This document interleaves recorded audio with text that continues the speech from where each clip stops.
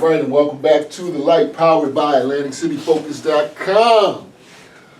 We are here with Stephen L. Townsend. I've known him for a number of years, and we're going to play the game that nobody wins, but nobody really loses either. Okay. But nobody wins because we're not giving anything away. It's called 5 Questions. And we're recording live here at the African American Heritage Museum of Southern New Jersey. All right, so question number 1, Mr. Townsend, why did you want to become an educator? Because I wanted to motivate, empower, and inspire young brothers, and I always wanted to do it in an urban area. Never had an aspiration to go in the suburbs, wanted to stay in the urban areas. In fact, I wanted to do it so much that I started volunteering. Back in probably 91, 92, right out of college, I started volunteering.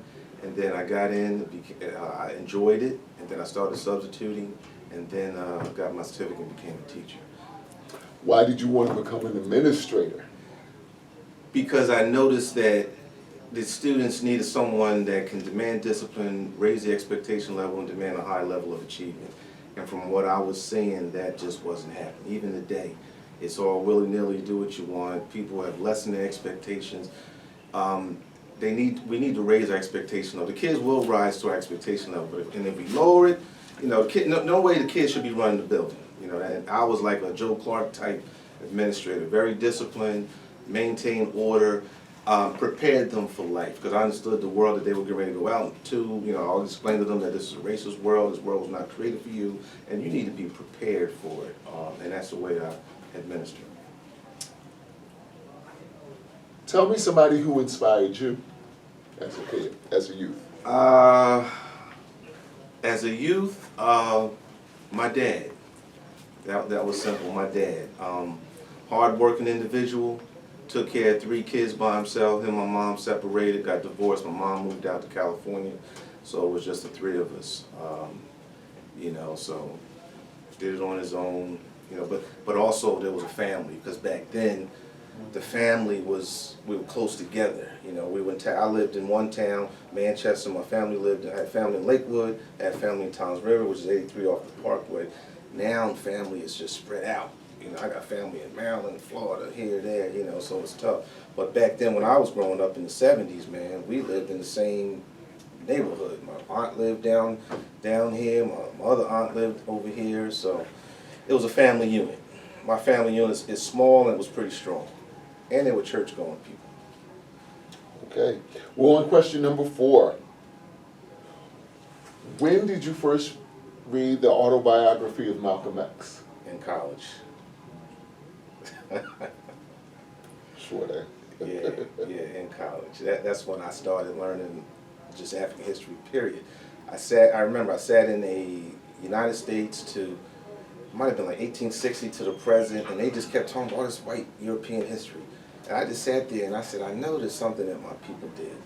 And that's when I started taking these African American history courses in college, and that's what just got my mind moving. Also met a young man from Lang City named Eugene Robinson. Oh, yeah, man. Yeah. Eugene. He was amazing. Yeah, he's passed, right? Yeah, he passed.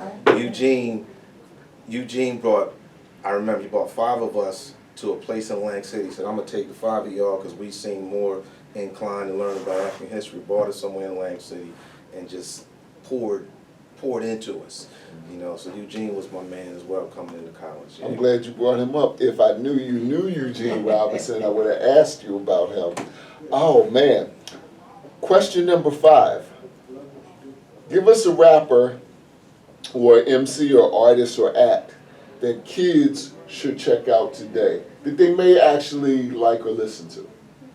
Oh, I tell them all the time. Rakim, KRS-One. My top 5. Rakim, KRS-One, Nas. This is controversial. I love Biggie Smalls. Okay. Only because Biggie Smalls was a storyteller. He was visual. When he rap, I liked his style of rap. I didn't like all the profanity and all the negativity. His voice, you know, like, to be honest with you, I can't get with Jay-Z because his voice irks me. You know, I mean, there's some rappers, when you listen to them, the voice, the tonality, their style, you know. But yeah, Nas, KRS, Talib Kweli, all the positive rappers, man. Public Enemy, you know. Yeah, Okay, yeah. right. All the old schools that saying something positive. His name is Stephen L. Townsend. He is the man behind the Build program. Can you give us, in 30 seconds to a minute, what the Build program is? Well, as I mentioned earlier, the Build program is an African-centered male rites of passage program. We're there to study history from ancient Egypt on up to the present. I'm not there to save souls. It's not church. It's not church. We just straight history. I deal with, you know, I deal, and I enjoy it because real quick, you know, we center around the 7 principles of Kwanzaa: unity, collective work responsibility, faith.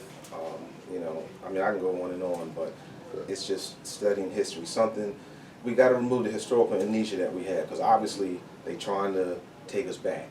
You know, they want to eliminate. They don't want us to learn. They're taking it out of the schools and all. So my job is, okay, you can do that. I'm going to do what needs to be done. You know, I sat back, looked around, it wasn't getting done. A lot of people we know complain, but they don't do anything about it. My job, someone told me, do something. So that's what I'm doing. Gene Robinson would be very proud. Thank you, brother. Right. Stephen L. Townsend, Can I thank ask a you so question? much. Sure. You said do something about it. Yes. How do you go about doing something about it? Well, this is what I've done. This is a sacrifice. I'm working all week. Friday night when I want to sit home and rest and kick my feet up, I got to remember, I got a program at 6:30. Free of charge. I don't get charged. You know, I'm not getting paid for it. It's not government funded. I'm doing this on my own. So I go there and I spend 2 hours with them. And like I said, we talk African history. So I've been trying to decide whether I want to do it on a Friday night or even a Saturday morning. So it's a sacrifice when I have a wife and 2 kids. You know, my wife is like, I need you here, and she understands, but sometimes I gotta, you know, wheel her in. You know what I mean? Like, listen, this is necessary. You know, an African Center program is not only mandatory, it is necessary. You know, not just for me, but for the youth in this area. So that's what I'm doing about. That's something I'm doing about it. I'm glad that you spoke about sacrifice, because it is a sacrifice. You have to sacrifice your time, Correct. your family time, Correct. yourself, your knowledge. Correct. There's a lot of that goes on the line. Yeah. But believe me, on Friday, I want to sit back and just cool out, you know, but I got to go, and then, you know, you hope they show up, you know, on time, and parents bring them, because, you know, they can't control that. You know, the parents got to bring them. And I only have 4 that come, so it's a labor of love. Yes, sir. It really is. Thank you for what you do. Thank you. Thank you. All right, we'll be back with more of the light after this. My man, Ray, good job. Thank you. All right. Good job. Is anybody, okay.